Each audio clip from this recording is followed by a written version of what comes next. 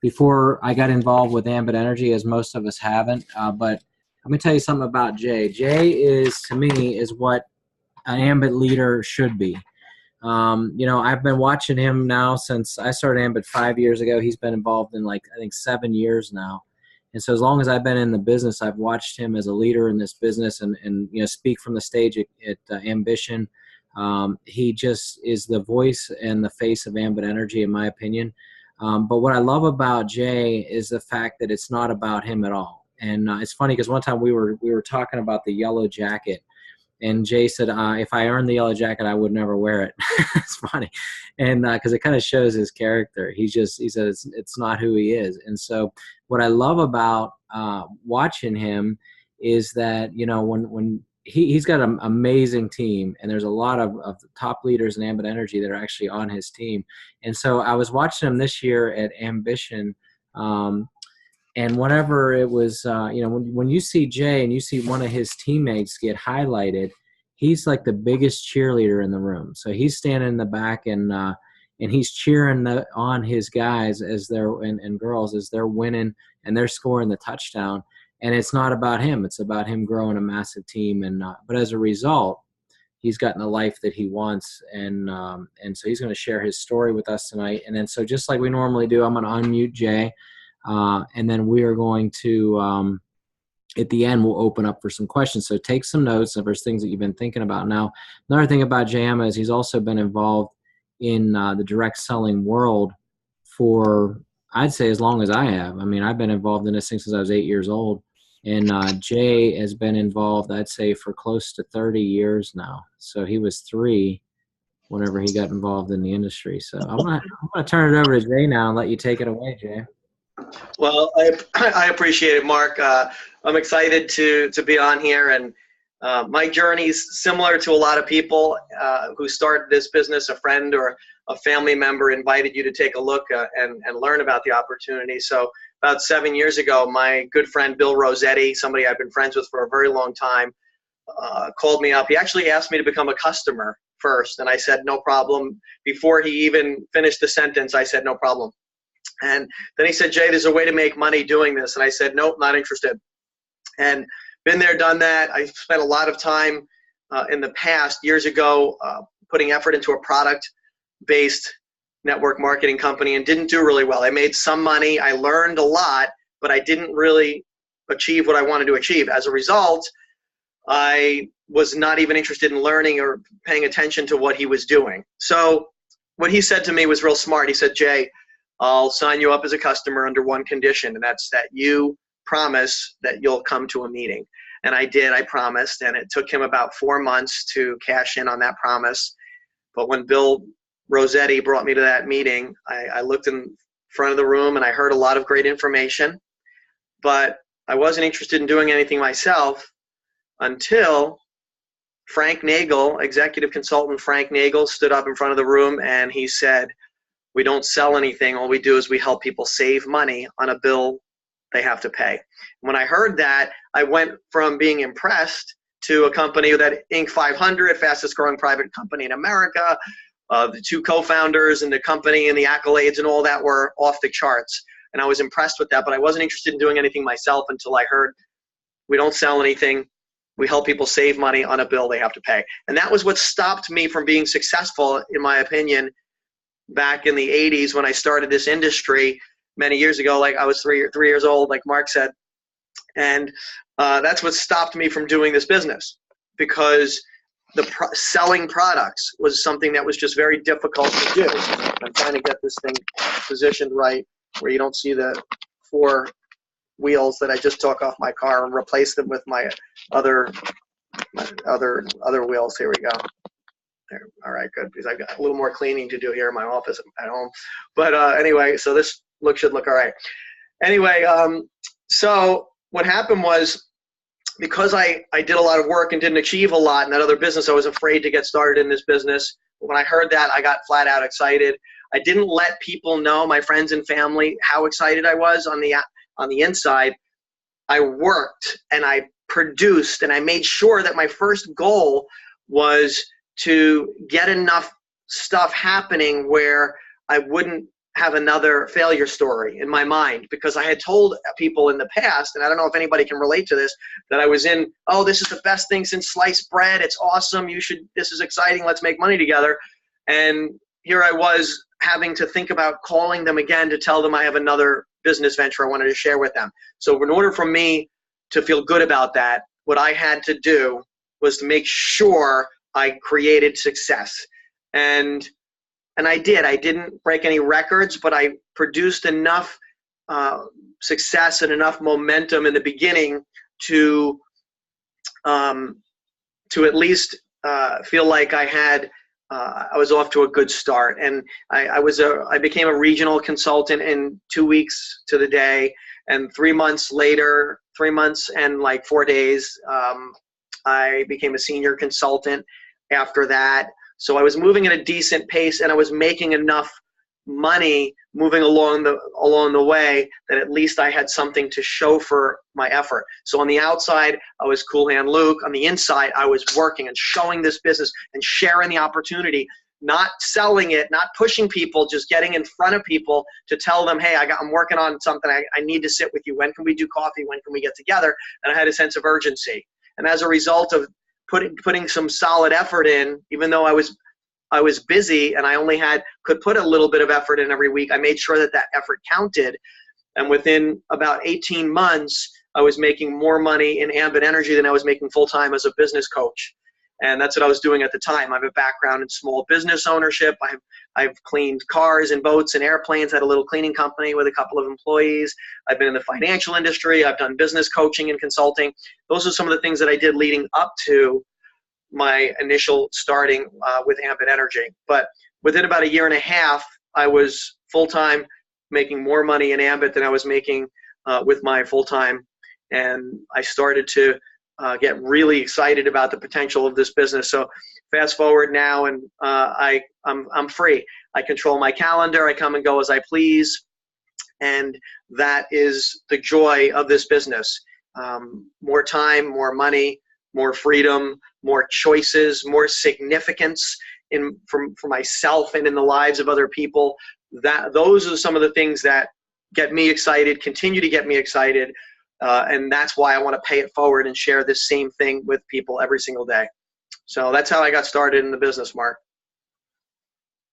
That's awesome. So now as a coach, Jay, as somebody who's had a lot of experience coaching people, when you get a brand new consultant in Ambit, how do you get them started? What do you teach them? What materials are you giving them?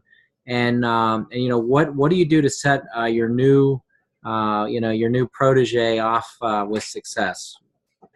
It's a great question. And for me, I think the most important thing to do is to invest some time, probably prior to signing them, getting them started, is learning what's important to them, learning why they're doing the business. And I think that should be a part of you sharing the opportunity. I think it's one of the biggest mistakes people make. We miss what Brian McClure teaches. Brian says that the idea of this business is what you're doing is you're finding out what people want, and then you're showing them how Ambit Energy can give it to them. So that is how this business works. So when I get someone started, what I'm doing is I really want to find out what they want to accomplish, when do they want to accomplish it by, what's their commitment level, what can they put into the business. Even though I want them to have a huge list of names eventually, I tell them that. I want them to initially start with 10, 20, 30 names and numbers, and I want them to circle 5 to 8 names that they believe will be their first handful of customers, people that will do them a favor. And I teach them the right way to ask for a favor, how to get a few customers, the importance of gathering those first couple of customers immediately. If they can sign themselves up, if they're in the market, in the area that we service, I help them sign themselves up. And I have them do it right then and there themselves, so they can see how easy it is, and then they only need 2 more customers. So if they've got 5 to 7 names circled on their initial short list, then I teach them how to do it, and I also send them a message reminding them that we don't sell energy, we're asking for favors, and I have links to 3 or 4 different customer gathering training calls by some of the top leaders, and I ask them to listen to those before they reach out to people. And what I'm doing initially is I do want to find out what they want to do in the business, how serious they are about it, and I'm going to sign them up for Ambition or for simulcast, depending on where. So right now I'm making sure brand new people are signing up for simulcast on January 13th, and because if they are serious about the business, they need to not only go there, but they need to make a commitment to go there so we can start setting goals of how many people on their team are going to be attending. So find out why they're doing it, sign themselves up as their own initial customer, have them build a short list and a handful of people, and then I'll probably at that point also schedule their first home meeting. Maybe we'll make a couple of calls, schedule some one-on-ones, and I want to get in their home as well and start booking home meetings so I can share the business opportunity with some of their sphere of influence that at least the ones that live nearby. That's great. Now, something that I think is difficult in the beginning is having people believe in Ambit and Chris and Jerry the way that we believe in it. What are some experiences that you've had directly with Chris and Jerry that you can relate to some new consultants that really kind of enhance your belief level in them as well as Ambit as a business? Yeah, it's a great question.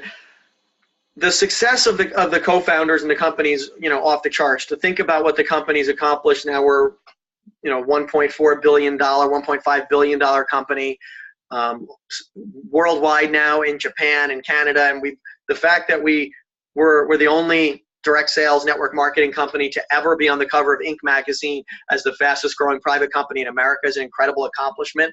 So doing that in 3 years, partially deployed in 3 states, it's never been done before, never will be done again in my opinion. Incredible co-founders. It's because of the leadership of Chris and Jerry and the corporate team. So I remember I was actually a few years ago, I had an opportunity to spend some personal time with Chris Chambliss, and we were actually shooting pool in his house several years ago, and an incredible privilege for me to be able to spend some time with him. And while we were talking about Jerry Thompson at the time, and Chris was just nonchalantly shooting pool, and he goes, Jay, the thing that's, this is one of the co-founders talking about the other co-founder, the CEO, who's from the founding family of 7-Eleven, comes from a pedigree unknown and unmatched in the history of our country, in my opinion. And Chris Chambliss says, Jay, the thing that's incredible about Jerry Thompson is that if there's ever a question of whether something should be done this way or that way, if it seems like it might be a shortcut or it's possibly not the best way to do it for all people involved, he says, no, wait, I think we need to do it this way. Doesn't matter how much it costs, doesn't matter how much time it takes. He's always looking to do something the right way and the better way. And that to me is really impressive. I know both of those guys personally. I've had meals with them, spent time with the co-founders, and they're incredible people. They're brilliant. They're competent. I look for 2 things, competence and character, and they have both in spades. I couldn't be more proud to be a part of this company and a part of the organization. And the proof is in the pudding, not only for what they've accomplished, the following, but the decisions that they continue to make, the money that they invest in making sure that we're all prepared and equipped to do this thing at a very high level around the world now it's just unmatched, in my opinion.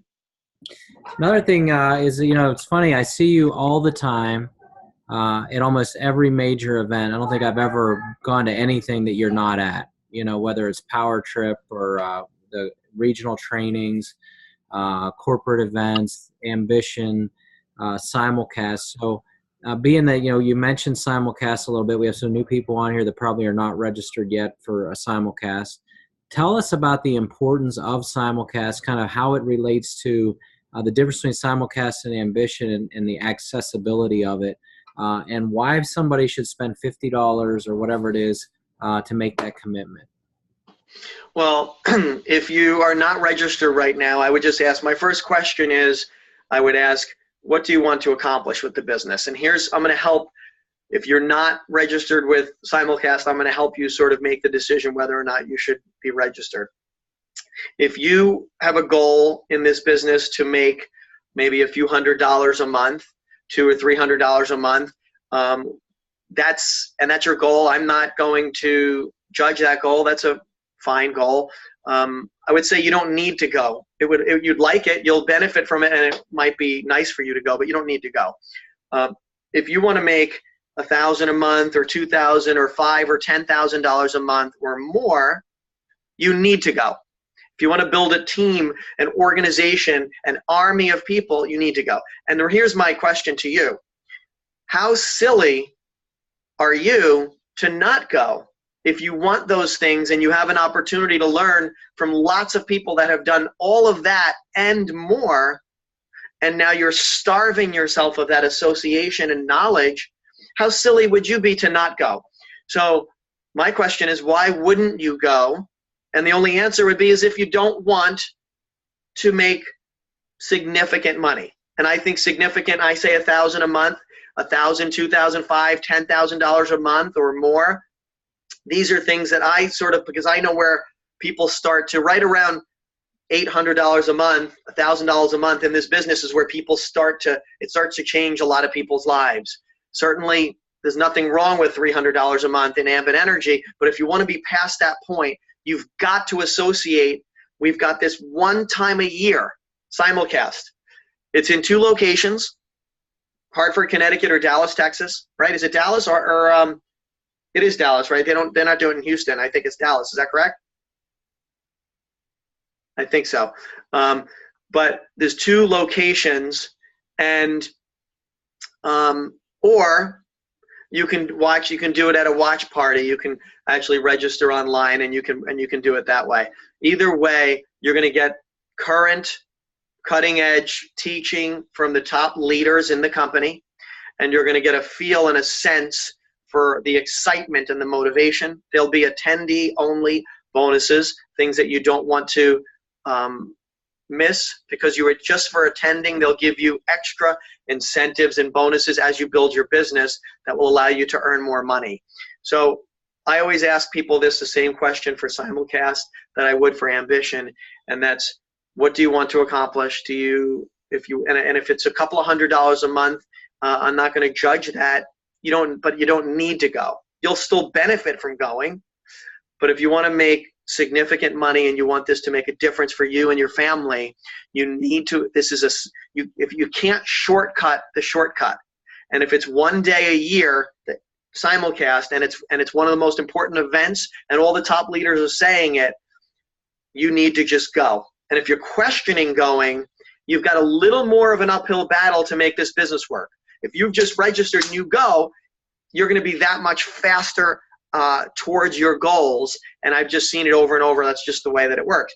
You've got to be excited about associating and learning and being drenched in the knowledge, in the confidence, in the experience of the people that have gone ahead of you, that are 1 or 2 steps or 5 steps ahead of you. So that's just my suggestion if you want to make it in this business, for sure.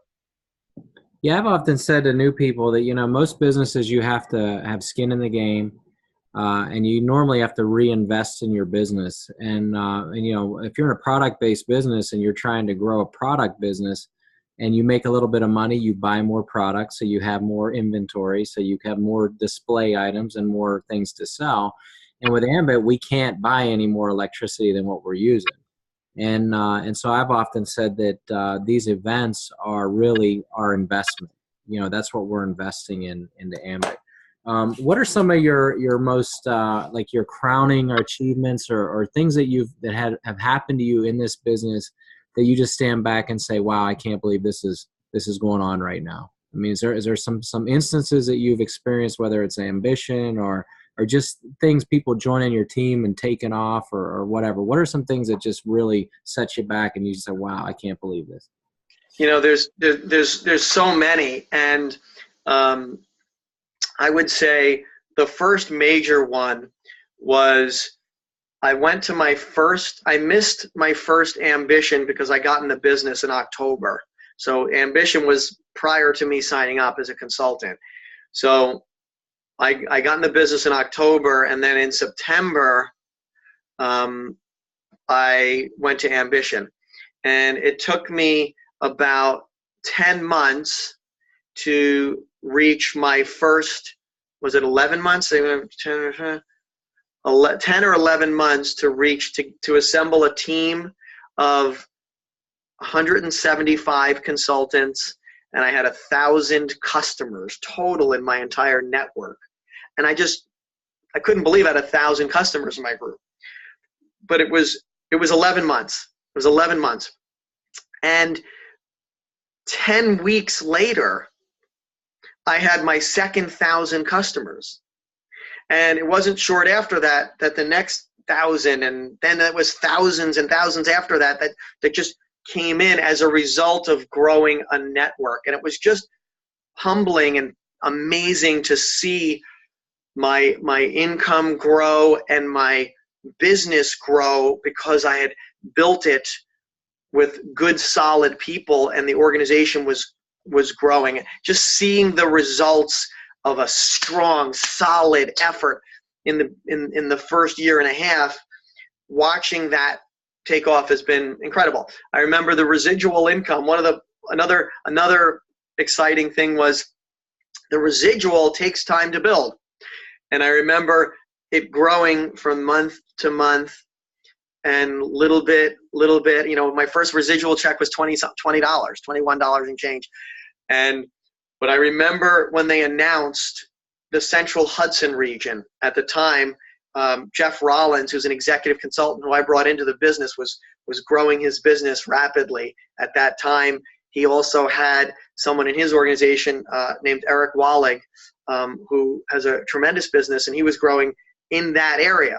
But we weren't servicing that area yet, but yet the business was growing in that area. And so at that point, there were hundreds of consultants that were waiting to be able to put customers in. And it's just a testimony to build your business where you are, and eventually you're going to be able to blitz markets, and when something opens, it'll make a dramatic difference. So not only did my weekly checks and bonuses and things increase, but the residual income, when they announced that new market, my residual income grew $946 from one month to the next month. It was going like this, and then it took a $946 jump and didn't go down, and just kept going up. So that was a very dramatic, exciting, wow moment, because it was right around that time that the business, just the residual side of the income, started to cover my core bills. And this is going back, I guess, 5 years ago, something like that. So that was a milestone. There's a lot of milestones, and I was privileged to be recognized on stage and be given a Pure Energy Award. And you know what that's like, to be recognized, you and your wife be recognized by being respected and recognized by people that you respect and recognize. And in our special family that we have, our Ambit family, I was brought up on stage at Ambition several years ago, and it was just incredible to be honored and recognized by my peers. That was another milestone in the business. I think the greatest pleasure and joy that I get today from the business, what I enjoy the most, is watching people on my team start to flourish, watching executive consultants, Jeff Rollins and Tony and Diana Procopio, build full-time, financially free businesses in my organization. And they built their businesses. I didn't do anything to help them build their business, and I've encouraged them, and maybe they would say something different, but all I know is they've built their businesses. But because I started the business and said yes, and said hello, and said, look, you should take a look at what I'm doing here, watching their lives change. Whoops, sorry, I tried to prop a light, and it didn't work. So I'll take care of that later. As long as you can still see me, it's fine. Anyway, so that was to me now, watching their teams and other people in my business. One of my close friends for many, many years, Rich Castellano, he's a Marine combat Vietnam vet. He's a mentor to me, somebody that got in my business soon into my business, very instrumental in me becoming an executive consultant as he built his business in his senior code. But watching the business impact him, and also being able to work with him and see the impact the business has on him, because he's had such a tremendous impact on my life. So that's another big milestone for me, because Rich Castellano is one of my heroes and mentors, and to be doing this business with him is a joy. And maybe you have someone in your life that you love and respect and enjoy spending time with. And, maybe that's another benefit from the business that you can think about, that maybe next week or next month or next year, they'll be excited about this opportunity. It might not be today, but you have to continue to build your business, and those moments will be there. So you mentioned something that kind of stuck out. You said that you didn't do anything, like you didn't build their business for them. And so I think a lot of times when we're out there, especially when we're new, we want it more for the new consultant than they want it for themselves. Yeah. And so, you have some phenomenal leaders in your business. And so it just goes to that whole thing where, leaders, are going to rise. The cream of the crop will rise to the top. And in fact, Jeff Rollins is going to be on our call next week. And is there any reason why people should tune in to hear Jeff's story? Because he's a brilliant, hardworking, focused leader who studies this business. He's on it. He's cutting edge. He knows how to get this thing done, and he's doing it. He has a tremendous business. He's very effective at so many things because he's done it, and he continues to do it and do it and do it. He's tried and true. You're gonna catch things from someone like him that you can't miss it. You've got to get people plugged into that one as well, because Jeff's a special individual. He only knows one direction, and it's forward.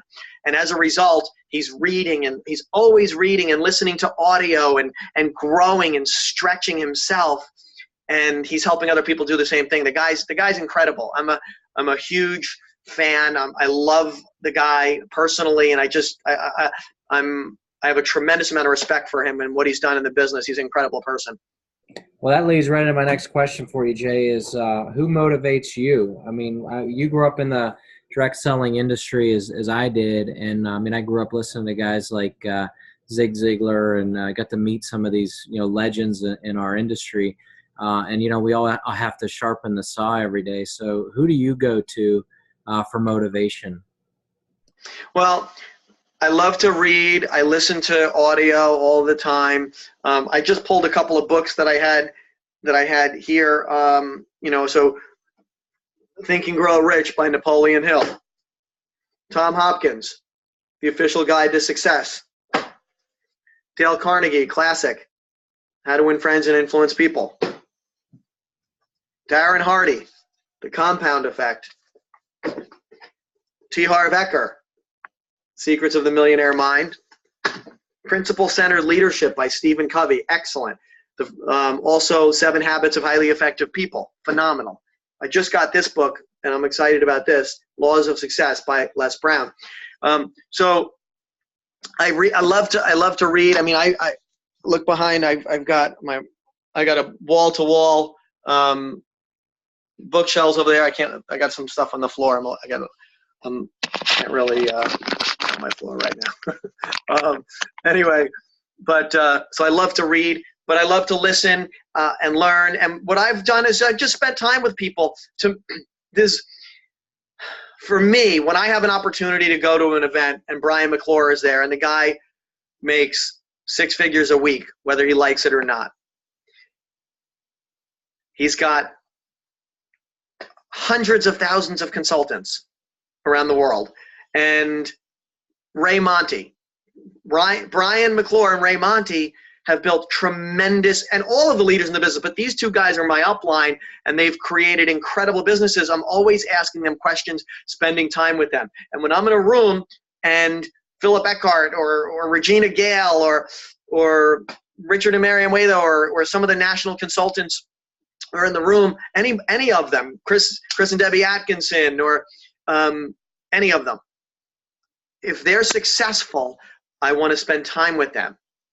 And I think it's one of the biggest mistakes people make. And I wish I could yell this to everyone, because it's just, it's fascinating. They go one step and they're in the business and they're excited. And then when they go to events, they hang out with their peers. And you don't have an opportunity to grow and learn, think a little differently. I see people sitting with their peers that aren't growing successfully as they want to. And what it becomes is a very subtle pity party where people are hoping and wanting the business to grow, but they're not spending time listening and learning. Even if they're not asking questions, you can just walk over to Ray Monty or Mark and Christina and watch how they answer questions. What do they say? What do they not say? I would say that so the three things that are most important, it's what you read, what you listen to, and who you associate with. For me, in the business, it's Brian McClure and Ray Monty. Oh, there you got somebody can put notes in. This is my first time on Zoom. That's pretty cool. So anyway, sorry, my lights smashed to the floor. I'm moving my phone around. This is the first time I'm doing this. Hopefully, maybe I'll do this again sometime, and it won't be all over the place.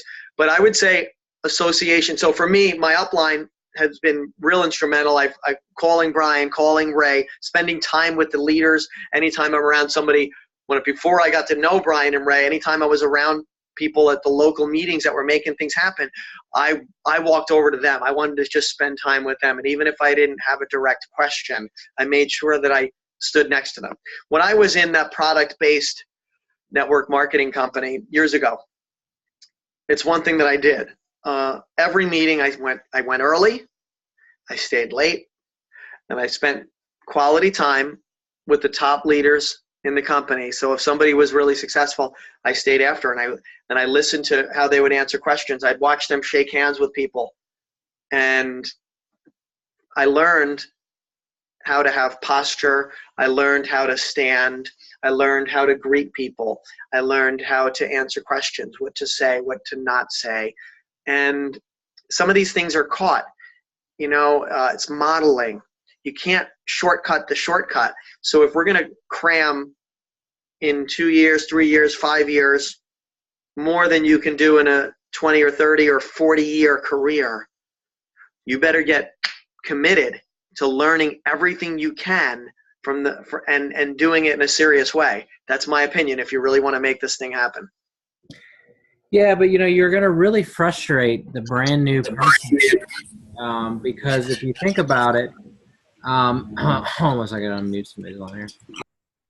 Hang on there, I got to mute. Okay, you may frustrate the brand new person, Jay, because they want to hear you talk about the rates. How much is the incumbent in the NYSEG region, and you're not giving us any of that. So it's funny because what you're talking about is more about personal development and things like that, and belief and your why, and less about kind of like how much you're going to save people money on the bill. So what I want to ask you is why is that your focus? Because if I'm brand new and I just started this business, I thought I was in here to sell my friends on electricity. So tell me, why is that not the case?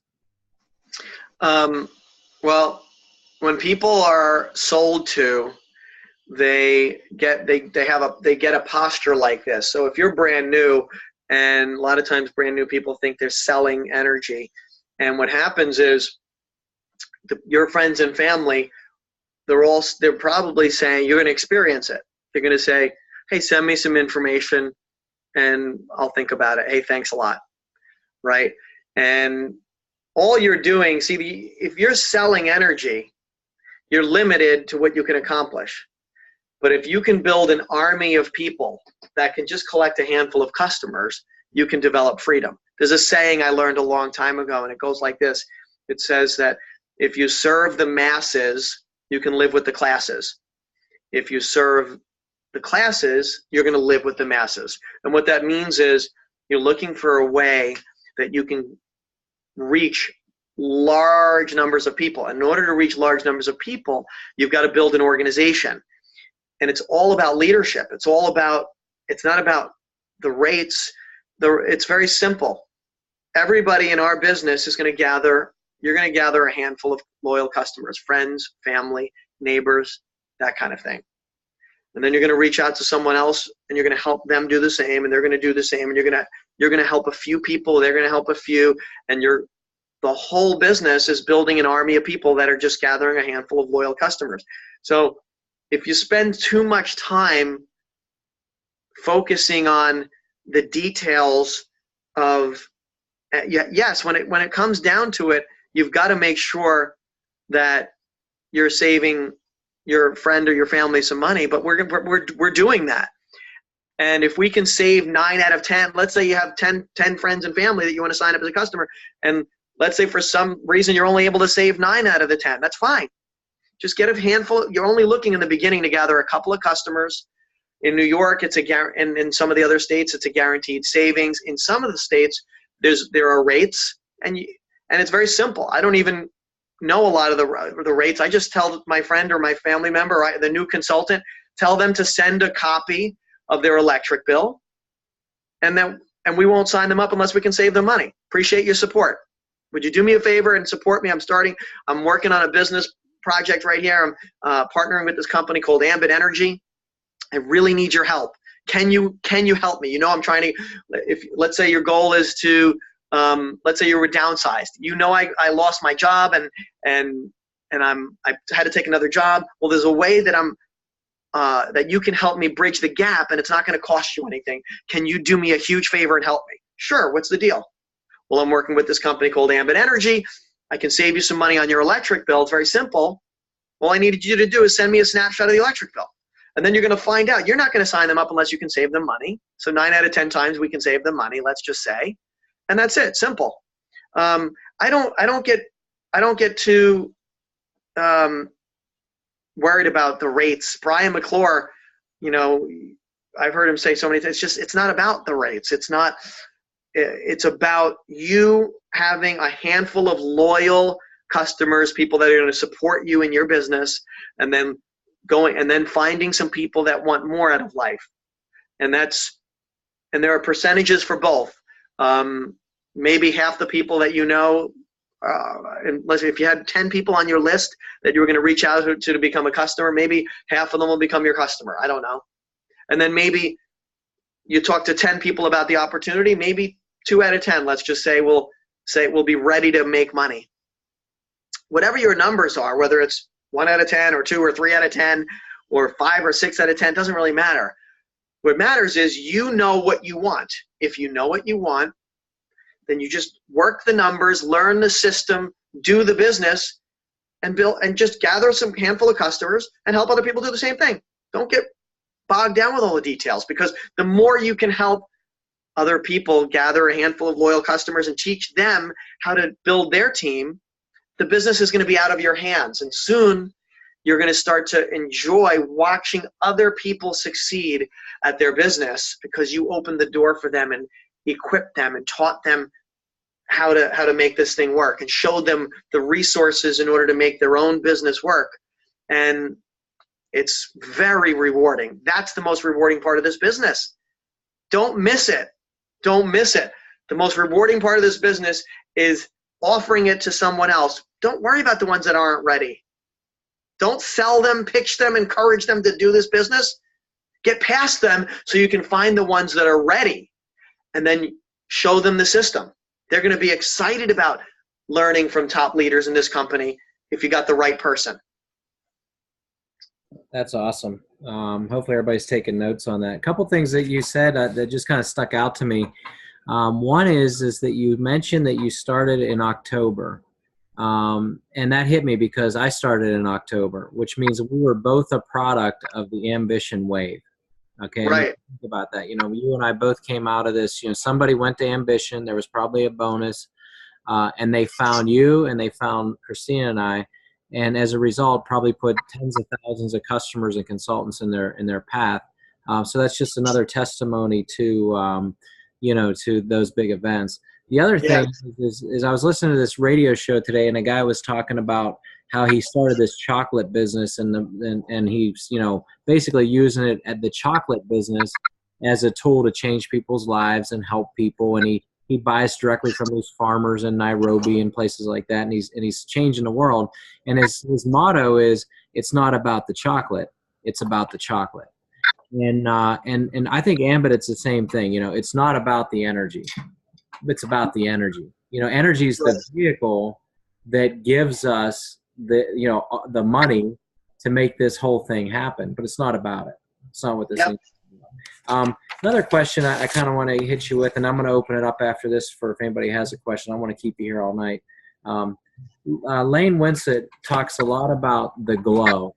And I want, you know, I know you know what I'm talking about because you've heard him talk about that before. So when you're out looking for people, and I mean, obviously they say every dud knows a stud and all these sort of things. But when you're out looking, how do you determine if it's the right person? You know, what are you looking for, like Lane says, with that glow? Well, this is, I think it's a great question. I think the first thing we've got to do is work on our own glow. Lane is a genius, and he knows so much and has experienced so much, and he's an incredible person and personal friend, and I love the guy. What you're describing is someone who has charisma, has an ability that you can see that he's leading his own life in a way that can attract people. So first thing you've got to do is be that person. So reading and listening and getting excited about your own dreams and your own goals puts you in a place where you're excited. And it's similar to if you drive a Toyota Camry, as soon as you bought that Toyota Camry, you recognize that there's a whole bunch of Toyota Camrys on the road. You didn't realize there were that many. And all of a sudden you start seeing all of them. Well, in the same way, when you grow, when you're stretching and personally growing and setting goals and doing for yourself, instead of looking behind you for the person, if you become the person, then you see them.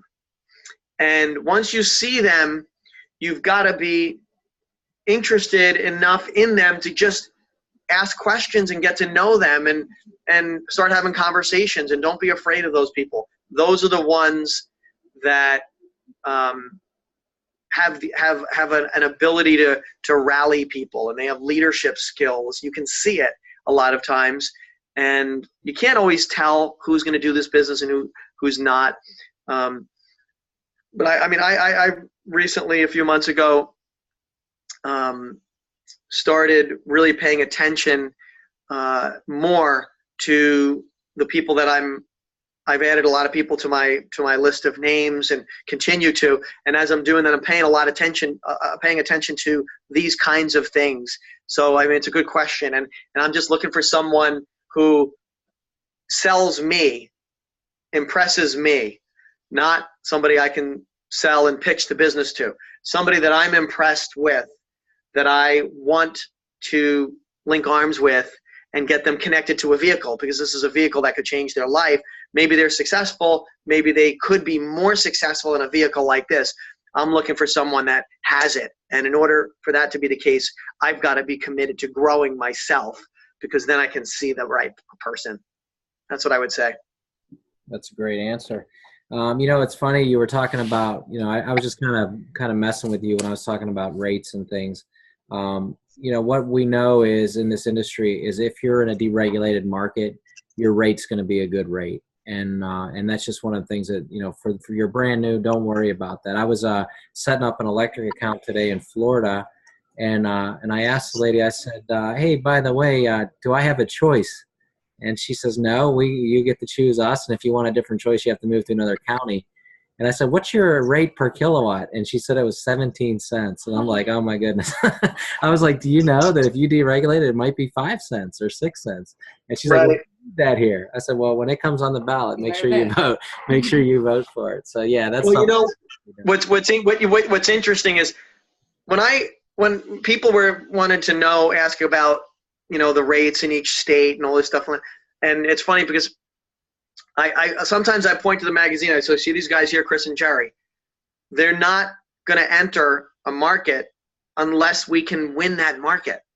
They've already done their research. These are some of the most successful men in the history of America, and they've built one of the most successful companies. And Jerry Thompson is a genius, and he didn't go into he's not randomly picking states. He's picking states that he strategically, and every state that we're in, every market that we're in, we're crushing it. We're doing well in that market because they chose that market. They wouldn't have chosen that market unless it was a good market for us to be in. So that was my justification always, because these guys know what they're doing. Yeah, so it sounds like they're going to be able to kill it down there in Florida here pretty soon. So yeah, it's going to be fun. It's going to be fun. So another question here is, well, first of all, let me just see if there's anybody. I'm going to change the view mode here. It says, if anybody here got a question, you can raise your hand. And this got Ryan. Okay. All right, Ryan, go ahead. Yeah, what if you work with some people that maybe they're your customers, or they seem to be excited, or they might even be excited about the business, but they're just not really there yet? Have you ever just said, listen, I'll help you out. I'll work your list for you. Have you ever done that for people? Does that ever seem to work, or is that a bad strategy? No, it's fine. I mean, Brian does that. A lot of the top leaders do it. And so, if someone, why not grab a cup of coffee with the person, just continue to build a relationship with this person who's maybe on the fence, and ask them, say, who do you know? Who do you know that might be, somebody that I could talk to? Who do you know that's money motivated? Who do you know that's got charisma and energy and influence? And I mean, I met a taxi driver my last trip to several months ago to Vegas. I met a taxi driver, and the taxi driver expressed interest in learning about the opportunity, but then was like, you know what? Nah, I'm not really into it. It sounds good and stuff, but what?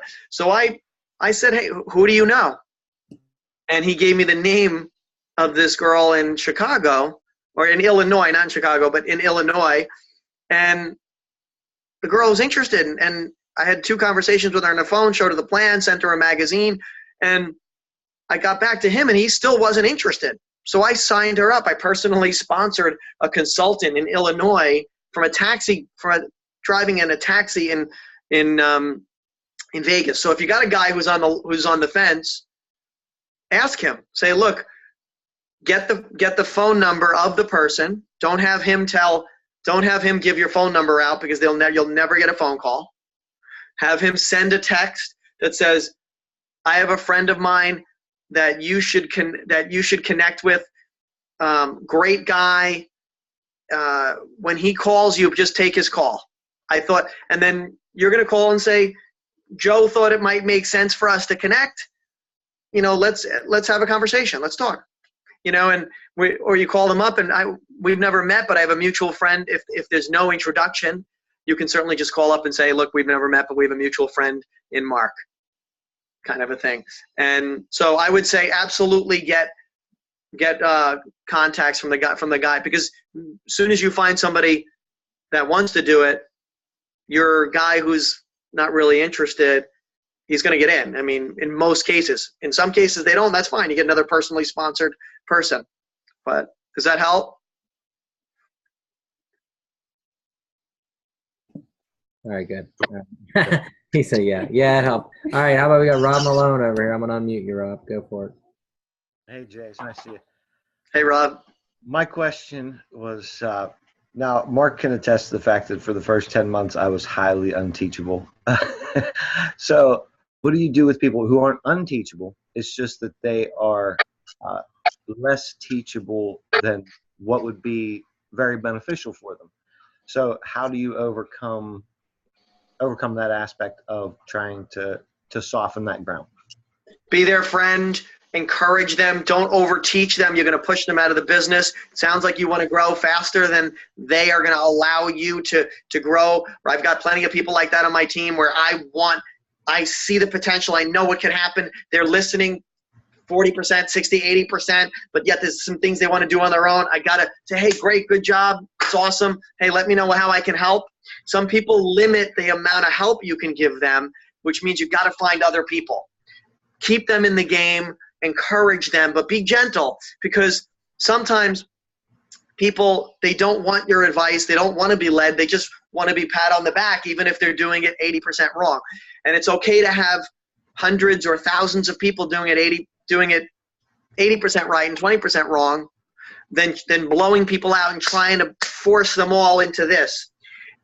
You can take some time to find other people that are going to be gung-ho, listen, plug in, do all the things, because none of us do it 100% right. I'm sure Brian McClure and our upline looks at us and says, oh, I wish Jay did this, or I wish Jay didn't do that, kind of thing. So my advice would be find other people right away, and then be gentle and give him resources, encourage him, maybe lead him to other people that are doing those things properly. And obviously there's a lot, that you could probably give me a specific scenario at some point. We could talk about it more if you want, but I would say, hopefully those things are helpful. Just be careful not to try to don't let your zeal push them out of the business. Be excited that they're doing something, because that's a valuable commodity, that they're doing something. And just say, hey, look, let me know how I can help you. And you can, interject, ask God to open doors for you to interject some coaching at the right time. But usually I don't do it unless people ask. I've got a lot of people. I tried my best. It's hard. I got a lot of people doing things that I know I could. I've been around this for decades. I know, 7 years in this business, and I see it, and I'm like, well, I could save them time, but maybe they need to learn on their own a little bit.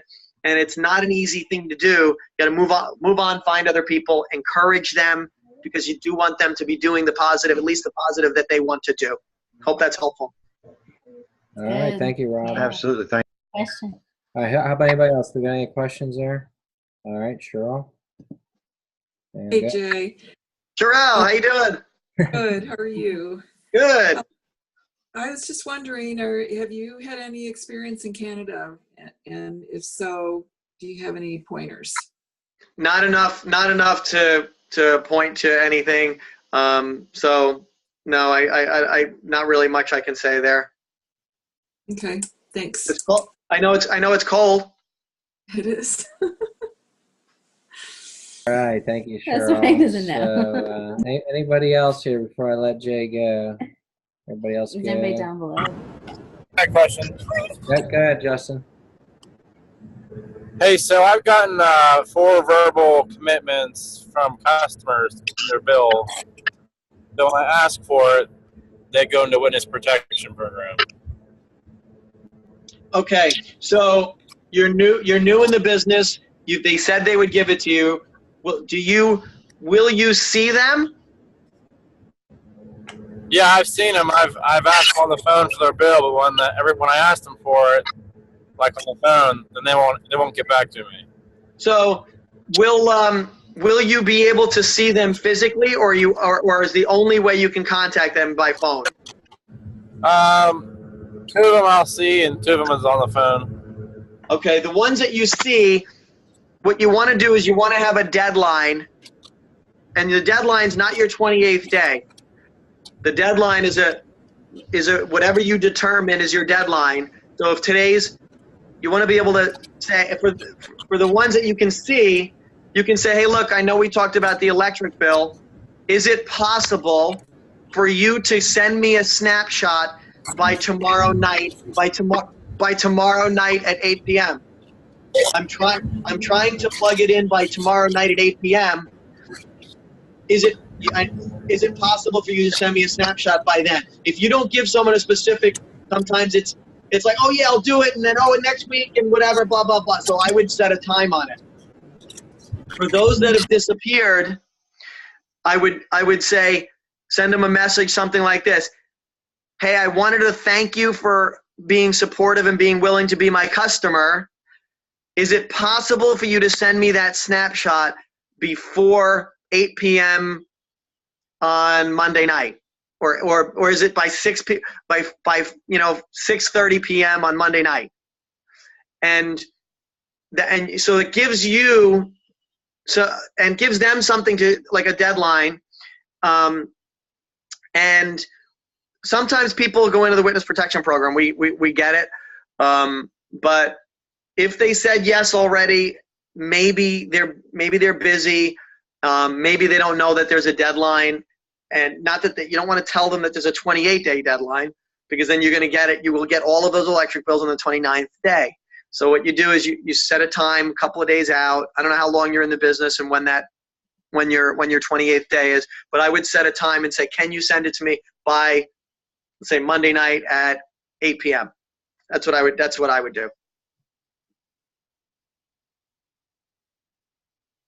Yeah, then if you've been in the business for a long time and it's not in your 28 days, do you still do the same thing, or do you just, Yeah, I mean, you could. I don't know how many customers you have. If you've been in the business past the 28th day,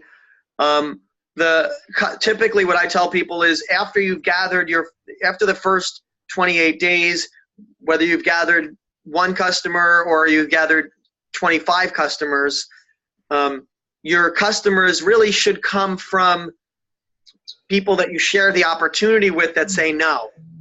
So it's okay to go out and gather customers, but in terms of getting a bigger bang for your buck, what you're looking to really do is share the opportunity, show the business, and then the people that say no, they're much more likely to give you the electric bill because they're going to feel like they're off the hook. But then the other thing is, it just gives you an easy transition instead of just going out and reaching out for customers, because the customers aren't. I don't know where you're at in your business, and Mark, if you're on Mark's team, Mark knows whoever your upline is, you want to be able to counsel with them directly. I don't know the specifics, but you want to look for what's going to maximize your return, and maybe gathering a couple of customers right now is really valuable and necessary for you. Maybe you should be sharing the opportunity with these people, and that's something you need to talk to your upline about. But usually a deadline works, and there's a lot, and there are a whole bunch of reasons why people hide, and we all experience it. So just know that sometimes it's an issue of posture. Sometimes we're really pushing too much versus promoting and doing it the right way. I don't really know the specifics of the scenario, so I can't go really much beyond that. But I hope that was helpful. Very helpful. Thank you. All right, we have one more question here from John Caldwell. Go ahead, John. Jay, welcome to the Zoom tonight. Nice to have you on. Thanks, John. Good to see you. Yeah, good to see you. My question is, how do you determine how much time you need to spend with the new consultant so you don't overwhelm them? Yeah. Go ahead. Finish what you're going to say. No, go ahead. So how do you determine you don't want to overwhelm a new consultant, let's say, right? That's what you're saying? Right. I think it depends on what they want to accomplish from the business. And I think that's really, they have to determine where that line is. And I think you ask them, what do you want to accomplish in the business, and what kind of time commitment can you put into the business, and just let them, and then just try to be effective with them in that time period. And sometimes it changes, right? So sometimes somebody says something in the first couple of weeks, they might have 3 nights and they're out and they're out and they're out, and then all of a sudden they only have 1 night. And I think you gotta figure out where that person is. Everyone is a different threshold. If they're getting results and things are, cranking, you're going to be working underneath them. and helping them with people on their team. So they should be really excited about any kind of time and effort that they put into the business if they really want it. But I don't know if that answered your question. Did that? Okay. Yeah. Good. All right. I want to give anybody else that's got a question. Now's the time because I'm gonna cut him loose here. Robert, I see your message. Thanks. Yeah. Well, we do appreciate you coming on, Jay. I'm not going to keep you any longer because it is 10:30, and so we hit the hour. But this will be on YouTube, so I'm going to upload it here in a little bit, and so people can come back and watch it over and over again because you have a lot of nuggets in there that Thank you, Jay. that I think people are You're going to welcome. go back and watch. Hi, Christina.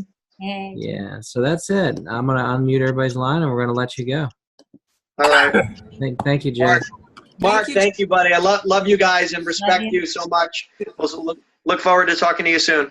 All right. You too. Have a blessed Jay. Thanksgiving. Bye. Happy Thanksgiving, Happy everyone. Thanksgiving, everybody. Happy Thanksgiving. All right. Bye-bye. Talk to you Good later. night. Good night. Good night. Bye. End meeting here. Bye. Bye-bye.